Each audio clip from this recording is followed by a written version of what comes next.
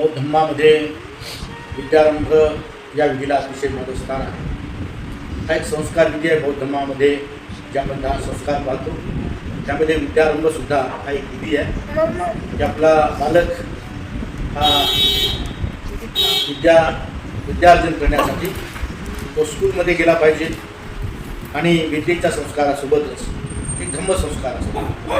हे दोन्ही संस्कार देणे, एक विद्येचा संस्कार आणि एक धम्माचा संस्कार की जे आपला खरं तर आपला परिवार असा धार्मिक आहे आणि म्हणून धम्मसंस्कार हे जीवनाला घडवत असतो, बनवत असतो आणि विद्येचा संस्कार हा माणसाला आपलं व्यक्तिमत्व घडवतो। दीप जलितो जितवा मुनिंदो तं तेजसा भवतु ते जय मंगल।